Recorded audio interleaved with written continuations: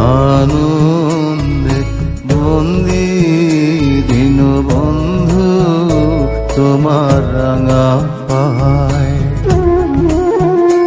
আমি গাবো তোমার ওই যিশু নাম, আমার দেহে যাবত জীবন রায়। প্রভু যীশু খ্রিস্টের মিষ্ট ও মধুর নামে আন্তরিক অভিবাদন। মথিলিখিত সুসমাচার 6:25 পদে প্রভু যীশু খ্রিস্ট বলছেন, এই জন্য আমি তোমাদিগকে বলিতেছি, কি ভোজন করিব কি পান করিব বলিয়া প্রাণের বিষয়ে কিংবা কি পরিব বলিয়া শরীরের বিষয়ে ভাবিত হইও না। ভক্ষ হইতে প্রাণ ও বস্ত্র হইতে শরীর কি বড় বিষয় নয়?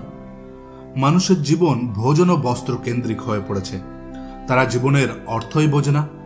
আমরা আজ, কাল, আগামী 1 বৎসর ও 20 বছরের জন্য চিন্তা করি যে কি খাবো, কি পান করব ও কি পরব।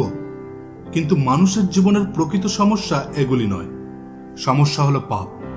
মানুষের বিচার তার পাপ সম্পর্কে তাকে চিন্তা ভাবনা করতেই দেয় না। পাপের জন্যই মানুষ ঈশ্বরের প্রেম, জ্ঞান ও সামর্থ্য থেকে বঞ্চিত হয়েছে। সময় এত তাড়াতাড়ি পার হয়ে যাচ্ছে যে এই সমস্যাকে বোঝবার আগেই পৃথিবীতে আমাদের সময় সমাপ্ত হয়ে যাবে এবং পাপের ক্ষমা না পাওয়ার কারণে ঈশ্বরের বিচার সিংহাসনের সম্মুখে অনন্ত নরকদণ্ড পাওয়ার জন্য দণ্ডায়মান হতে হবে।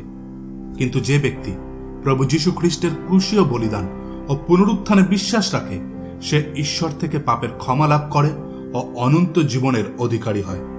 নরকদণ্ড আর তাকে স্পর্শ করবে না।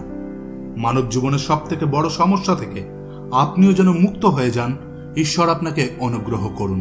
ধন্যবাদ। আনন্দে বন্দি দীনবন্ধু তোমার রাঙা